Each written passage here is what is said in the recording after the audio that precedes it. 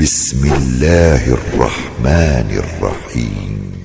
Allah masih memberikan kesempatan kepada awak untuk melakukan amal-amal ibadah, untuk melakukan dan mempersiapkan bekal-bekal awak untuk kehidupan awak di yaumil mahsyar nanti. Mudah-mudahan seluruh yang awak lakukan pada hari itu akan diterima oleh Allah Subhanahu wa taala sebagai amal soleh. Kemudian seluruh apa yang ada pada hari itu sebagai saksi kebaikan awak di yaumil mahsyar nanti. Awak mulai tadi malam diguyur oleh hujan. Maka hujan itu adalah merupakan rahmat Allah Subhanahu wa taala.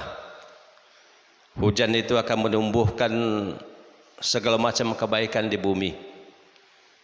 Maka ketika hari hujan, Bapak dan Ibu yang dimuliakan Allah, yang harus ingat adalah diantaranya yang pertama bahwa itu adalah rahmat Allah. Maka meminta kepada Allah Subhanahu wa taala, mudah-mudahan segala kebaikan-kebaikan hujan itu diberikan Allah kepada awak. Kemudian yang kedua, ketika hujan turun itu adalah waktu-waktu yang dikabulkan doa. Maka berdoa awak. Sempatkan berdoa ketika hari hujan. Bila pun hari hujan itu, baik siang, baik malam, baik pagi, baik sore. Karena pada waktu itu kata Rasulullah, di waktu hari hujan itu adalah salah satu waktu dikabulkan Allah Subhanahu wa taala doa. Dan hari hujan itu, Bapak dan Ibu yang dimuliakan Allah, apa kata Rasulullah dalam sebuah riwayat, ketika hari hujan itu dikawal oleh malaikat dari langit sampai ke bumi. Setiap tetesan hari hujan itu ada seorang malaikat yang mengawalnya.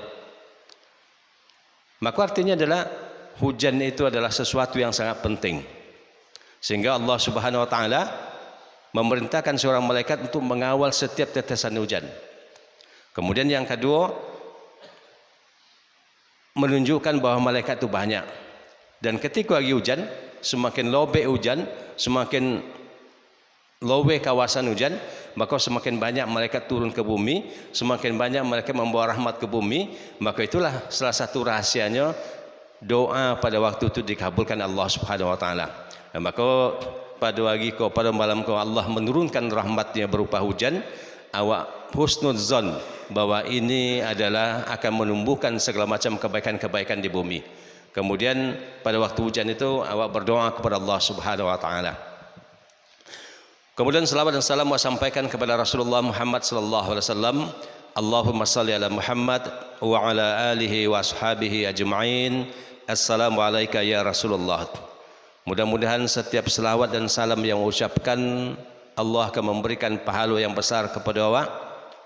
Karena Rasulullah menjanjikan, man shalla alayya wahidatan fasallallahu alaihi asharan. Siapa yang berselawat kepadaku satu kali, maka Allah Subhanahu wa taala akan berselawat, akan memberikan kebaikan kepadanya 10. Kemudian dalam riwayat lain Nabi mengatakan, siapapun yang mengucapkan salam kepadaku, aku tahu dan aku langsung menjawab salamnya. Maka sebuah kebahagiaan bagi awak ketika awak bisa mengucapkan assalamualaikum ya Rasulullah, dan awak membayangkan dan merasakan bahwa salam awak itu dijawab oleh Rasulullah.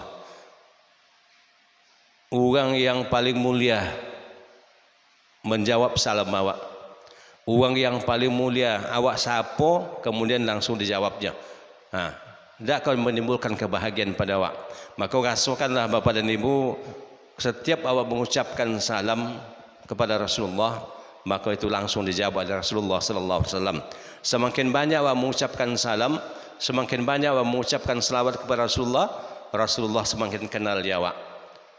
Karena setiap ucapan selawat awak, kata Rasulullah, di kuburanku ada seorang malaikat yang ditugaskan Allah. Apa tugas malaikat di kuburan Rasulullah itu? Yaitu menyampaikan kepada Nabi, memberitahukan kepada Nabi siapapun yang berselawat di dunia kau. Maka dalam riwayat itu dikatakan, ketika kini awak berselawat Allahumma salli ala Muhammad, maka dalam riwayat itu dikatakan malaikat itu menyampaikan kepada Rasulullah, ya Rasulullah, umatmu si Fulan bin si Fulan mengucapkan selawat kepadamu sekarang. Jadi artinya ketika hamba mengucapkan Allahumma salli ala Muhammad, maka malaikat itu mengatakan, wahai Rasulullah, Indra Gamal mengucapkan selawat kepada engkau sekarang. Maka semakin banyak awak berselawat kepada Rasulullah, semakin seringlah Rasulullah mengenal awak, mendengar nama awak, dan semakin kenal beliau. Maka itu makanya di yaumil mahsyar nanti Rasulullah tidak sulit mencari umatnya, tidak sulit memanggil umatnya. Di antaranya umatnya yang selalu berselawat dan selalu mengucapkan salam kepada beliau. Maka awak perbanyak mengucapkan selawat dan salam kepada Rasulullah dimanapun awak berada, dengan mengharapkan pahala dari Allah Subhanahu Wa Taala. Bapak dan Ibu yang dimuliakan Allah, sebenarnya mau pagi kau jadwal lama di Islamic Center, tapi karena hari hujan, maka mau sampaikan tadi tidak mungkin ambo pai dah. Nah, kebetulan di siko Pak Agus ya, ada Pak Agus, beliau berhalangan pula. Bapak dan Ibu yang dimuliakan Allah, tadi ayat saya bacakan, ya ayyuhalladzina amanu kutiba alaikumusiyam kama kutiba alal ladzina min qablikum la'allakum tattaqun. Ayat 3 kata para ahli sejarah turun pada bulan Sya'ban, sekitar tanggal 8 Sya'ban. Ada yang menyebutkan sekitar tanggal 8 Sya'ban, artinya di awal-awal bulan Sya'ban tahun kedua Hijriah. Nah, tahun setelah itu beberapa hari, kalau seandainya tanggal 8 Sya'ban ya berarti sekitar 22 hari tiba Ramadan. Maka Rasulullah langsung berpuasa dengan para sahabat. Jadi Rasulullah puasa wajib itu baru diwajibkan puasa ketika di Madinah. Dan itu pun pada tahun kedua Hijrah, sehingga Rasulullah itu berpuasa Ramadan hanya sekitar 9 kali, 9 tahun. Jadi bertemu Rasulullah dengan Ramadan ketika, dan beliau melaksanakan puasa Ramadan itu 9 kali. Sebelumnya Rasulullah tetap puasa, baik ketika tahun pertama Hijrah sebelum turun ayat 3, atau ketika masih berada di Mekah, Rasulullah tetap puasa 3 hari dalam sepekan, 3 hari dalam sebulan. Tapi tidak disebutkan hari apanya, tanggal berapanya tidak disebutkan. Yang dalam riwayat itu Rasulullah berpuasa 3 kali dalam sebulan. Kemudian Rasulullah berpuasa pada tanggal 10 Muharram. Setiap tanggal 10 Muharram Rasulullah berpuasa. Nah, dan puasa tanggal 10 Muharram itu Rasulullah lakukan itu sampai beliau meninggal. Bapak dan Ibu yang dimuliakan Allah, ayat 3, ya ayyuhalladzina amanu, wahai orang-orang yang beriman. Banyak di dalam Al-Quran Allah memanggil orang-orang yang beriman. Maka para ulama tafsir mengatakan ketika Allah memanggil orang-orang yang beriman, atau ketika Allah memanggil hambanya, itu menandakan Allah mencintai dan menyayangi hambanya. Ada kalanya panggilan Allah itu untuk memerintahkan sesuatu. Contohnya, ya ayyuhalladzina amanu kutiba alaikumusiyam, wahai orang yang beriman, diwajibkan kepada kamu berpuasa. Ada kalanya Allah memanggil orang yang beriman untuk jangan melakukan sesuatu. Artinya kata ulama tafsir itu menandakan Allah mencintai dan menyayangi hamba-hamba yang beriman. Allah perintahkan untuk melakukan sesuatu karena sesuatu itu mengandung kebaikan. Beruntungnya ketika melakukan. Allah larang yang melakukan sesuatu, Allah ingatkan jangan lakukan ini wahai orang beriman, karena Allah sangat mengetahui kalau nyo lakukan itu ini akan mendapatkan kerugian. Maka dalam ayat itu Allah perintahkan melakukan sesuatu, ya ayyuhalladzina amanu, wahai orang yang beriman, kutiba alaikumusiyam, diwajibkan kepada kamu berpuasa. Nah, menurut para ulama tafsir sangat menarik ayat itu. Kenapa Allah memakai kalimat kutiba alaikumusiyam, diwajibkan kepada kamu berpuasa? Allah tidak memakai kataballahu alaikumusiyam, Allah mewajibkan kamu berpuasa. Nah, para jemaah yang dimuliakan Allah, diwajibkan kepada kamu berpuasa. Kalau kalimat itu, kalau dalam bahasa Arabnya kan kalimatnya majhul, tidak diketahui siapa yang memerintahkan. Awak diperintahkan untuk melakukan sesuatu, masuklah ke dalam masjid. Siapa yang nyuruh awak masuk ke dalam masjid ke? Tidak tahu tu orang nyuruh awak masuk ke dalam masjid dah. Ada misalnya pengumuman kini kan masuklah ke dalam masjid. Tidak tahu tu siapa nyuruh awak masuk ke dalam masjid. Tapi kalau seandainya Pak Sauki menyuruh awak masuk ke dalam masjid, boleh. Ikut orang yang menyuruhnya. Tapi kan tak tahu tu lah. Kutiba alaikumusiyam, diwajibkan kepada kamu berpuasa. Tapi orang tetap berpuasa walaupun tidak mengetahui siapa yang mewajibkan. Tapi kalau seandainya di ayat itu, tentu awak mengetahui Allah yang mewajibkan. Tetapi kalimat itu Bapak dan Ibu tidak diketahui, dihilangkan siapa yang mewajibkannya itu. Maka ulama tafsir mengatakan, walaupun awak tidak mengetahui siapa yang memerintahkan awak puasa, tapi kan pada hakikatnya awak tahu tentu Allah. Tapi Allah tidak menyebutkan dirinya memerintahkan puasa. Iko awak tetap berpuasa walaupun tidak mengetahui siapa yang memerintahkan. Kenapa awak tetap puasa? Karena puasa itu adalah sesuatu yang sangat awak butuhkan. Menurut para ahli, seluruh manusia butuh puasa. Butuh pada waktu-waktu tertentu tidak makan dan tidak minum dalam jangka waktu tertentu. Siapapun orangnya. Tidak orang beriman aja dah. Tidak orang Islam aja dah. Orang kafir, orang Yahudi, orang PKI, orang segala macamnya.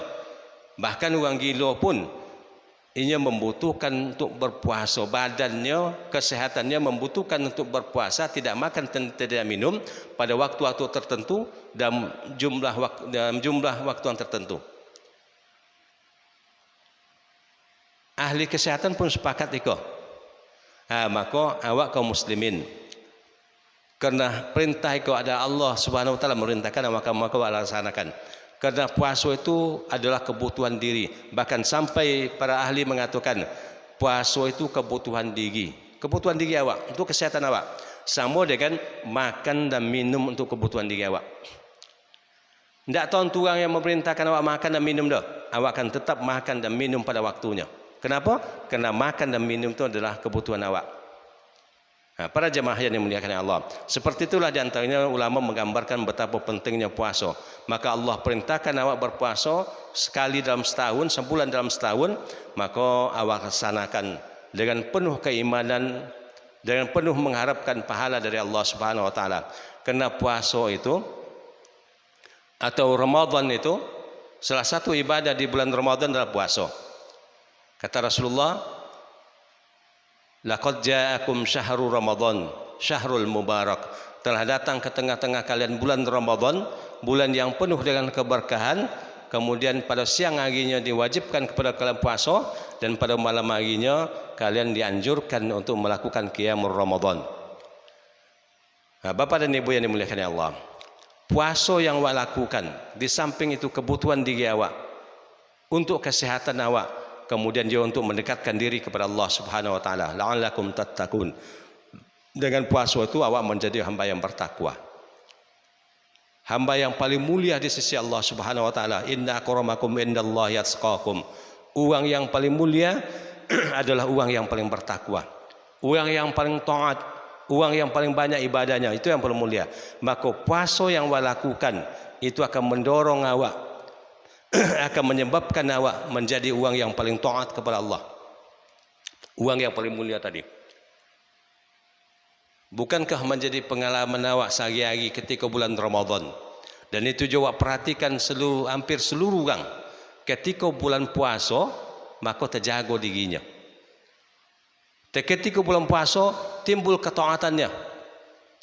Seperti itulah puasa mendorong untuk melakukan ketaatan, menjadi orang yang bertakwa. Bulan puasa, masuk bulan puasa esok, ingat aja kaki awak melangkah untuk ke masjid. Alun azan awak ke masjid.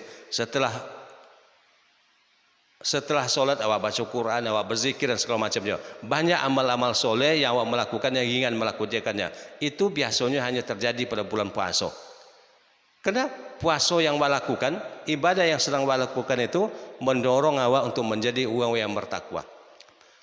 Bapak dan Ibu yang dimuliakan Allah, maka ketika terjadi atau ketika datang bulan Ramadan, agar awak betul-betul menjadi orang yang bertakwa, agar awak betul-betul bersemangat beribadah dari awal sampai akhir, Ini Assalamualaikum yang kelirunya awak semangat beribadah tapi hanya beberapa waktu wajib awal aja. Seminggu, sepekan pertama atau 10 hari pertama, kemudian masuk 10 hari kedua, awak lah mulai malah. Lah mulai longgar untuk melakukan ibadah. Nah, agar awak tetap istiqomah dalam beribadah di bulan Ramadan sampai akhir. Bila perlu di akhir-akhirnya semakin semangat. Karena di akhir-akhirnya itu Bapak dan Ibu yang dimuliakan Allah, awak dituntut untuk lebih bersemangat beribadah kepada Allah Subhanahu wa taala.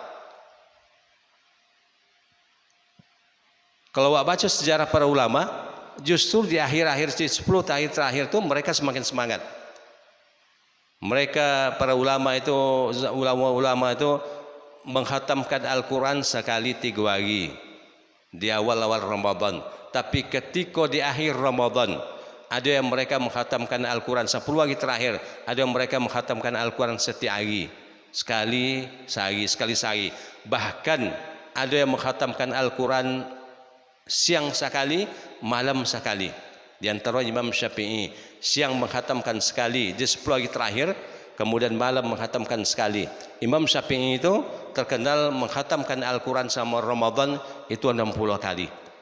Nah, berarti di 10 hari terakhir semakin meningkat. Nah, awak kadang-kadang di 10 hari terakhir itu justru semakin longgarnya. Nah, para bapak dan ibu yang dimuliakan Allah, apa rahasianya? Apa kekuatannya agar awak bisa melaksanakan ibadah di bulan Ramadan dari awal sampai akhir bersemangat? Yang pertama, ulama mengingatkan awak, yang pertama adalah awak meminta kepada Allah Subhanahu wa taala, berdoa kepada Allah Subhanahu wa taala. Allahumma a'inni ala zikrika wa syukrika wa husni ibadatik. Ya Allah, berikan tolong aku. Allahumma a'inni ala zikrika, untuk berzikir kepada Engkau, untuk menyempurnakan zikir kepada Engkau, untuk menyempurnakan syukur kepada Engkau, dan untuk memperbaiki amal-amal ibadahku. Artinya yang pertama adalah awak selalu berdoa kepada Allah Subhanahu wa taala, minta kekuatan dan minta bimbingan dari Allah Subhanahu wa taala agar awak istiqomah di dalam melakukan amal-amal soleh. Istiqomah dalam melakukan amal-amal soleh. Jangan lupakan doa itu. Karena doa itu merupakan kekuatan kaum muslimin. Doa itu merupakan kekuatan awak. Awak meminta kepada sumber kekuatan, yaitu Allah Subhanahu wa taala. Maka berdoa kepada Allah agar awak diberikan kemudahan, diberikan kelapangan, diberikan kekuatan, dibimbing oleh Allah Subhanahu wa taala untuk melakukan amal-amal soleh. Kemudian yang kedua, Bapak dan Ibu yang dimuliakan Allah, di samping awak banyak berdoa meminta kepada Allah Subhanahu wa taala, awak juga memperbanyak taubat dan istighfar. Awak mesti memperbanyak taubat dan istighfar sebelum datangnya Ramadan. Tingkatkan taubat dan istighfar awak. Minta ampun kepada Allah Subhanahu wa taala, bertobat kepada Allah Subhanahu wa taala, memperbanyak istighfar. Kenapa seperti itu? Karena andaikan awak malah bertobat dan malah beristighfar, andaikan awak masih memiliki dosa yang belum diampuni oleh Allah Subhanahu wa taala, nah dosa itulah yang menyebabkan awak malah untuk melakukan ketaatan dan ibadah kepada Allah Subhanahu wa taala. Apa kata Imam Ibnu Qayyim? Dosa itu bagaikan racun. Andaikan ada di antara seseorang yang termakan racun, maka tidak timbul selegonya makan, tidak ada semangatnya, tidak ada nafsu makannya. Dibai makan iko tidak, dibai minum iko tidak, dibai iko segala macam tidak. Bahkan wak sedia ke wak tanyanya, apa yang kau makan? Nak apa kosong dan bolikan dan cai? Jawabannya tidak umur. Wak hidangkan makanan yang kesukaannya selama kau, suko iko. Akhirnya wak bayi latang di hadapannya. Wak suruh makan, dia mengatakan dah lalu dah. Kenapa dah mau makan? Dah ada selera makan. Dah mau lalu yang nak pandai makan. Kata Ibnu Qayyim, kerana di giginya ada racun. Maka hilangkan racun itu dulu. Hilangkan racun itu dulu, obati racun itu dulu supaya sampai tuntas. Maka di sini hidangkan makanan akan dimakannya. Seperti itulah dosa. Kata Ibnu Qayyim, dosa itu bagaikan racun, menghalangi awak untuk melakukan ibadah dan ketaatan kepada Allah Subhanahu wa taala. Kalau seandainya masih ada dosa, itu makanya sebelum Ramadan awak diminta untuk bermaaf-maafan sesama manusia, bebas dan hablum minan nas. Kemudian awak bertobat dan minta ampun kepada Allah Subhanahu wa taala, sehingga awak mengharapkan dan mudah-mudahan awak betul-betul seperti itu, bebas dari dosa kepada manusia dan bebas dari dosa kepada Allah, karena Allah telah mengampuninya. Maka kalau itu yang terjadi, ketika tiba bulan Ramadan akan semangat melakukan ketaatan dan ibadah kepada Allah Subhanahu wa taala. Ringan melakukan apapun ibadah. Tapi kalau seandainya dosa masih ada, itulah yang jadi penghalang. Contoh apapun Buya menyampaikan setiap malam, membaca Al-Quran tu iko kepahalanya, solat tarawih tu iko pahalanya, dan segala macam ketaatan-ketaatan yang pahalanya dijanjikan Allah luar biasa di bulan Ramadan. Maka orang yang ada dosanya, contoh orang yang kena racun tadi, dah mau lalu dah, dah tertarik dah. Kenapa dah tertarik? Kerana ada tarikan-tarikan dosa. Justru kerana itu para ulama mengingatkan, mohon ampunlah kepada Allah, perbanyaklah istighfar sebelum Ramadan tiba. Dan kemudian Bapak dan Ibu yang dimuliakan Allah, sebenarnya istighfar itu bukan hanya ketika Ramadan tiba, tapi ketika Ramadan tiba awak tingkatkan. Awak dituntut untuk memperbanyak istighfar setiap hari dalam kehidupan awak. Kerana awak berdosa. Kullu bani Adam khatta'un wa khairul khatta'ina tawwabun. Setiap anak Adam berdosa. Dan sebaik-baik orang yang berdosa adalah orang yang bertobat kepada Allah, minta ampun kepada Allah. Awak diingatkan, banyak dalam riwayat diingatkan, ketika melakukan dosa di siang hari, bertobatlah di malam hari, Allah akan ampuni. Ketika melakukan dosa di malam hari, bertobatlah di siang hari, Allah akan ampuni. Artinya itu adalah, maknanya adalah awak diperintahkan dan dianjurkan untuk melakukan taubat dan beristighfar setiap waktu dan setiap hari. Nah, kalau awak berbicara masalah istighfar dan taubat Bapak dan Ibu yang dimuliakan Allah, banyak orang yang keliru memahaminya. Apa yang kelirunya? Seperti tadi awak mengatakan perbanyak taubat, perbanyak istighfar. Ada di antara orang yang mendongong, dia mengatakan apa dosa dan dia suruh taubat. Andaikan kini ada orang mengatakan kepada awak pribadi, bertaubatlah Pak, perbanyaklah istighfar Pak. Andaikan orang mengatakan kepada amba, mungkin amba menjawab, apa dosa dan? Bapak dan Ibu yang dimuliakan Allah, bertobat dan beristighfar memang ada kaitan dengan dosa. Tapi ketika tidak berdosa, memang betul-betul tidak berdosa, awak juga dianjurkan beristighfar dan bertobat, memperbanyak istighfar dan memperbanyak taubat. Tubu ilallah fa inni atubu ilaihi mi'ata marrat. Bertobatlah kalian kepada Allah, kata Rasulullah. Sesungguhnya aku bertobat kepada Allah sampai 1 kali dalam sehari semalam. Tiap hari 1 sampai 1 sehari semalam. Kalau awak tanya, tiap hari Rasulullah bertobat. Dalam riwayat lain, beristighfarlah kalian kepada Allah. Sesungguhnya aku beristighfar kepada Allah sampai 100, mendekati 1 atau sampai 1. Kalau awak tanya, apa dosa yang dibuat dari Rasulullah sehingga beliau bertobat dan beristighfar sampai 1 dalam sehari? Tentu awak sepakat mengatakan tidak ada dosa Rasulullah dah. Kalaupun ada dosa Rasulullah, lah diampuni Allah. Bahkan alun Rasulullah buat dosa, Allah lah ampuni dosa-dosanya. Nah, orang yang senang itu bertobat kepada Allah 1 kali dalam sehari semalam. Maka kenapa awak katakan apa dosa dan dia sesuai dan bertobat, dia sudah istighfar? Maka itu adalah pemahaman yang salah. Dalam Al-Quran Allah mengingatkan, ya ayyuhalladzina amanu tubu ilallahi taubatan nasuha.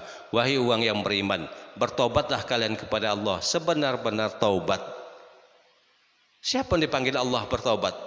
Bukan ya ahlul maksiyah, wahai para ahli maksiat, bertobatlah kepada Allah. Bukan itu yang dipanggil Allah. Yang dipanggil Allah orang-orang yang beriman, agar mereka bertobat kepada Allah, taubat yang sebenar-benar taubat. Kalau Tanya, apa dosa yang dibuat di orang yang beriman itu? Orang yang beriman itu adalah orang yang menyibukkan dirinya dengan ketaatan kepada Allah Subhanahu wa taala. Tak buka aja mata bo di pagi hari, subuh hari ketika nyo jago pagi, nyo langsung mendekatkan diri kepada Allah Subhanahu wa taala. Sehari-harinya diisi dengan ketaatan kepada Allah Subhanahu wa taala. Itu orang yang beriman. Nah, kini orang yang beriman yang sini itu yang diperintahkan Allah bertaubat. Apa dosa mereka? Nah, jadi kesimpulannya Bapak dan Ibu yang dimuliakan Allah, awak taubat itu adalah ibadah awak setiap hari. Bahkan kata Yusuf Qaradawi, taubat dan istighfar itu adalah ibadah yang awak lakukan setiap hari dan sampai mati.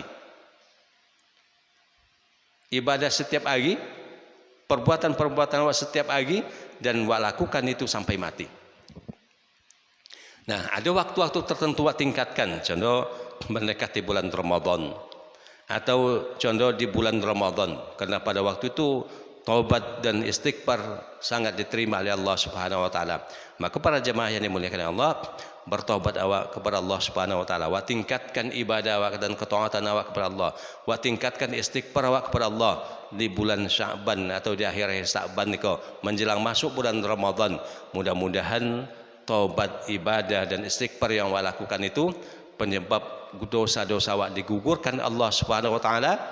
Kemudian ketika awak masuk bulan Ramadan, awak berada dalam keadaan suci dan bersih seperti suci dan bersihnya bulan Ramadan itu. Kemudian awak bisa melakukan ibadah dengan semangat, bisa melakukan ibadah dengan penuh ketaatan, dengan penuh keikhlasan, bisa melakukan ibadah dengan sempurna sehingga Allah Subhanahu wa taala mengampuni dosa-dosa awak. Para jemaah yang dimuliakan Allah. Kemudian bulan Ramadan, kata para ulama, adalah hadiah terbaik Allah Subhanahu wa taala kepada kaum muslimin. Jadi Ramadan itu hadiah Allah kepada kaum muslimin. Kenapa Allah jadikan Ramadan kenapa Allah jadikan Ramadan bulan yang memiliki keutamaan-keutamaan yang besar untuk manusia, untuk kaum muslimin? Kenapa Allah tidak jadikan bulan Ramadan sama dengan bulan Sya'ban, bulan Rabiul Awal dan segala macamnya? Itu menandakan Allah menginginkan awak mendapatkan kemuliaan-kemuliaan. Itu menandakan hadiah Allah Subhanahu wa taala, dan hadiah itu sangat istimewa.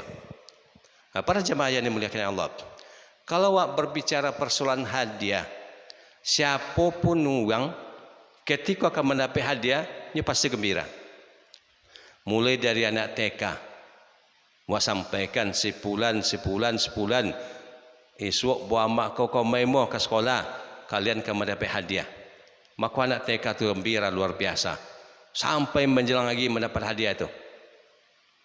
Anak SD gembira ketika mendapat hadiah, anak SMP, mahasiswa, bahkan awak yang tua-tua kok lah dipanggil orang uwa dan datuk, ketika mendongau uwa besok dapat hadiah, datang ke kabar tentang saya, gembiranya.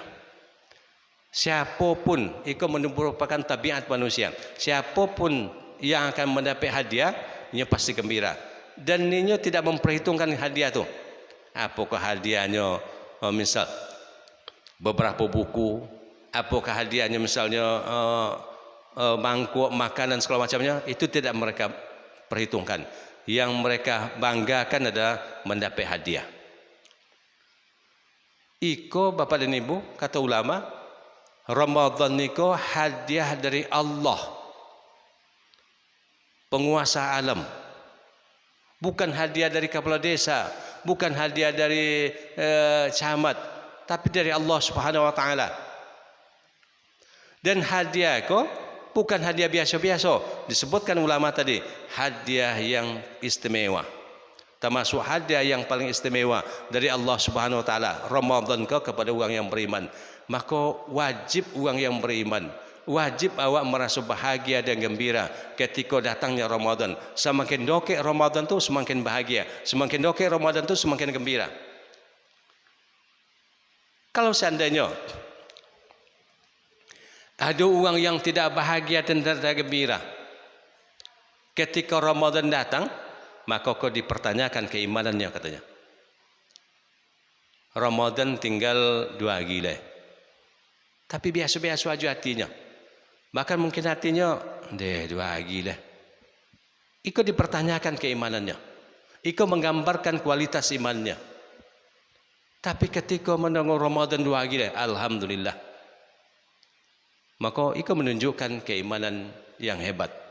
Karena kau mendapat hadiah dari Allah Subhanahu wa taala. Nah, para jemaah yang dimuliakan Allah.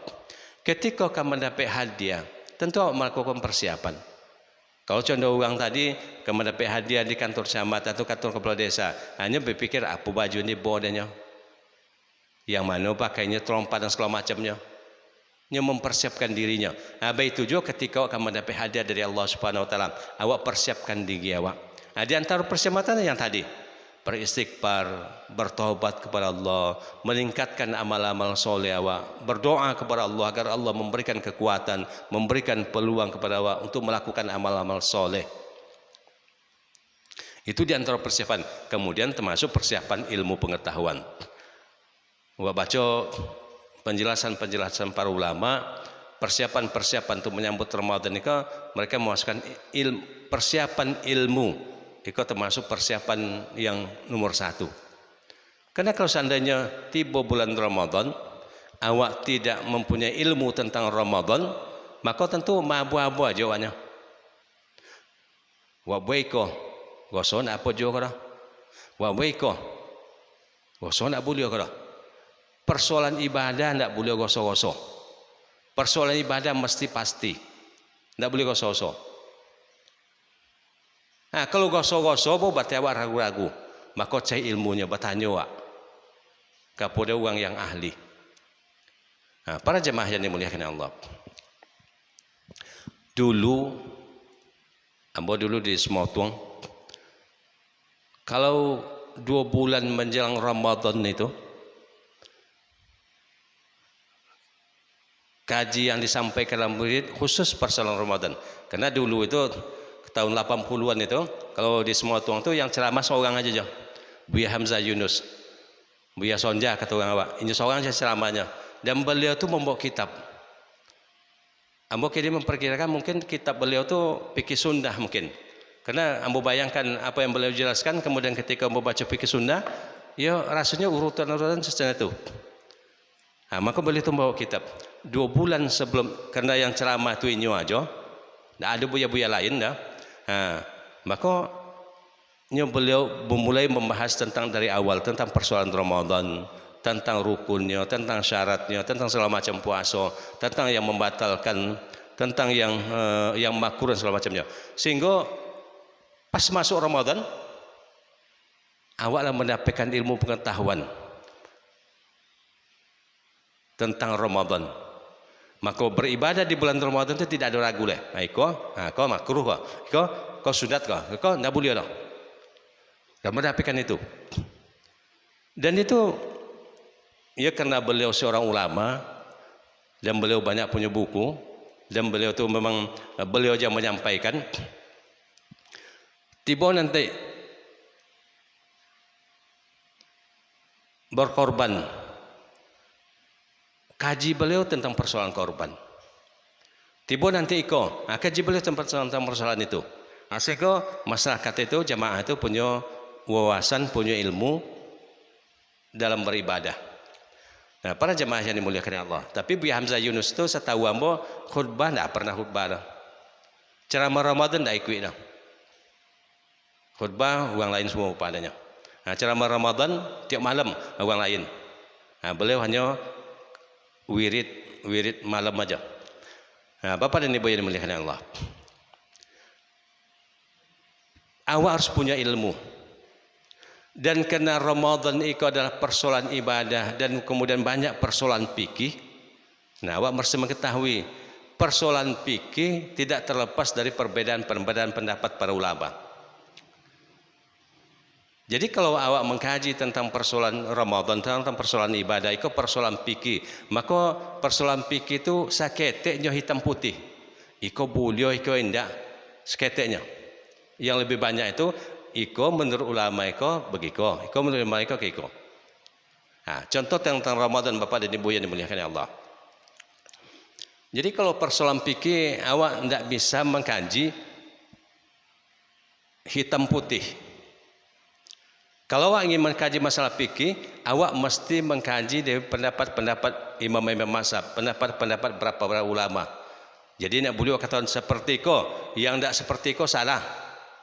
Atau nak beliau. Dan iko yang sering menimbulkan kerancuan, menimbulkan keraguan, menimbulkan kebingungan pada berjamaah. Datang buya iko, apalagi sampai awak buya berganti-ganti. Datang buya iko, dia mengatakan iko nak buya dah. Datang buya iko suak. Persoalan itu je kajinya. Iko buya.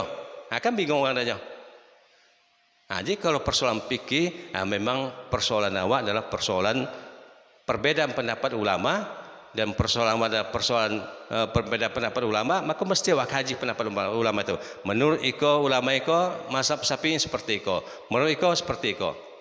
Sama dengan Bapak dan Ibu yang dimuliakan Allah. Persoalan Ramadan, persoalan niat misalnya, persoalan niat. Kan kata Rasulullah, malam yubayyitis siyam, siapa yang tidak menetapkan niatnya pada malam hari sebelum terbit fajar, pada siamalah, maka tidak sah puasanya. Niat itu sebelum fajar, batas akhirnya. Niat puasa wajib, puasa Ramadan atau puasa wajib.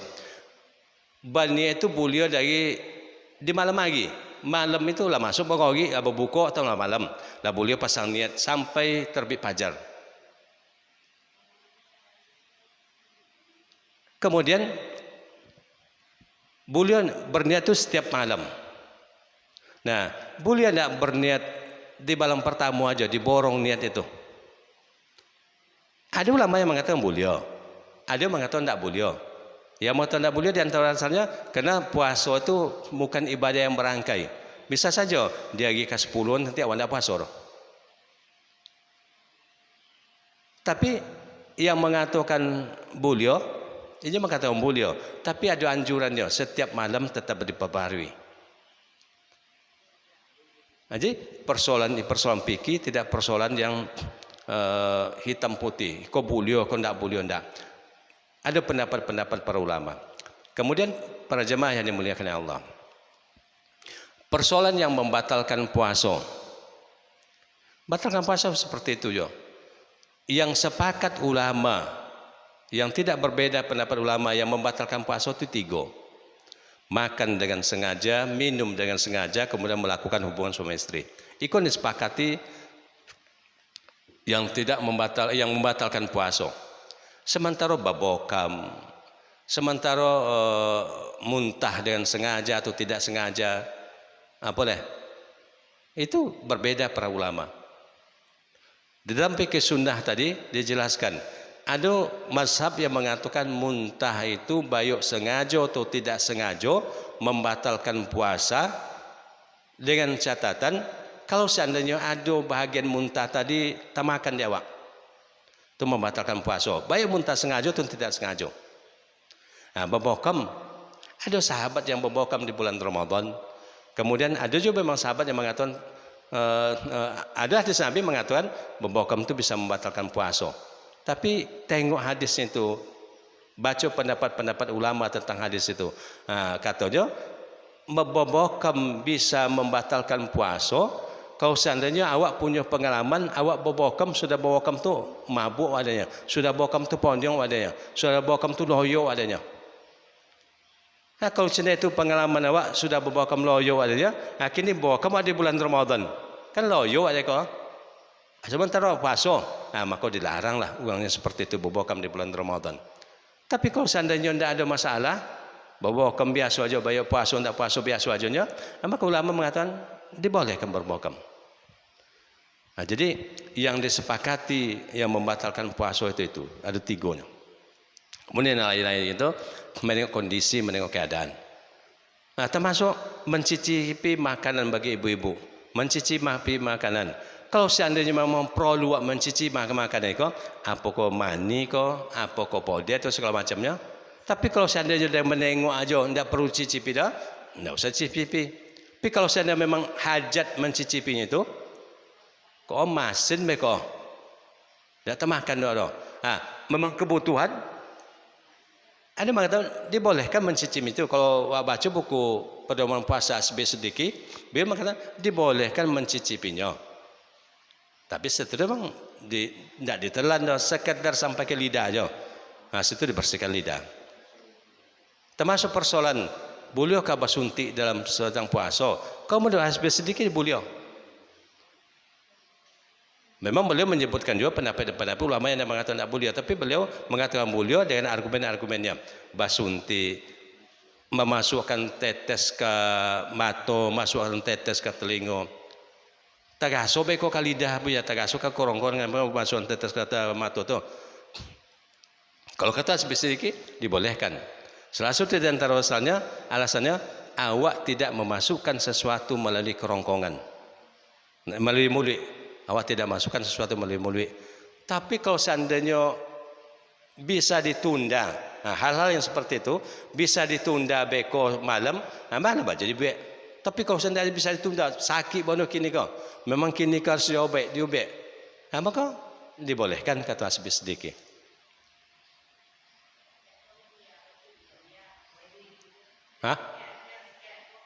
Apa? Ya sama yang tetesan tadi. Sama tetesan tadi. Awak tidak memasukkan, kalau kata sedikit itu, awak tidak memasukkan sesuatu melalui kerongkongan. Jadi kalau seandainya itu memang butuh,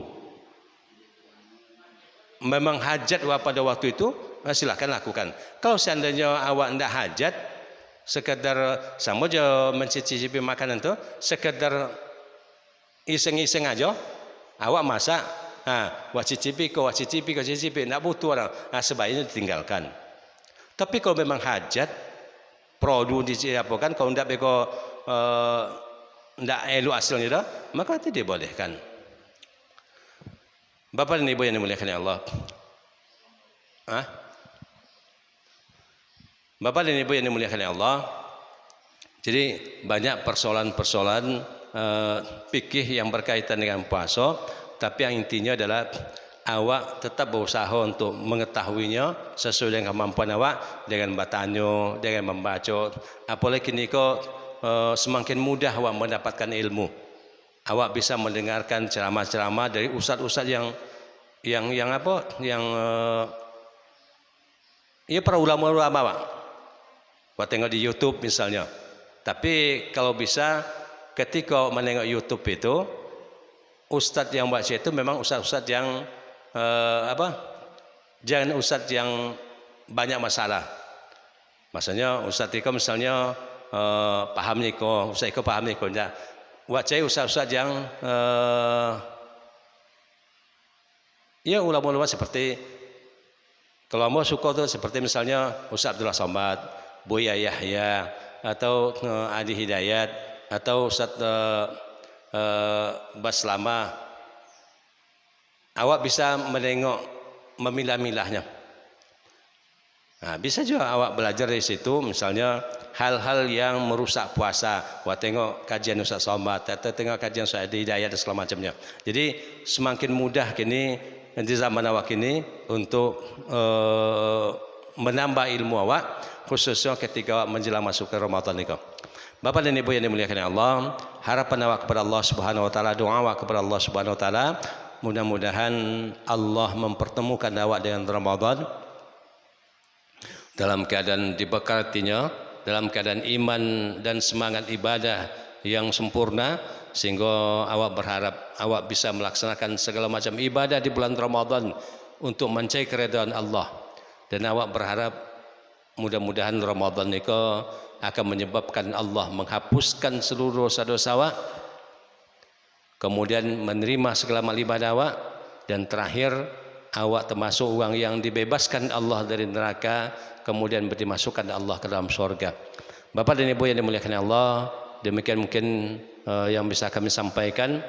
Mohon maaf atas segala kekurangan. Assalamualaikum warahmatullahi wabarakatuh.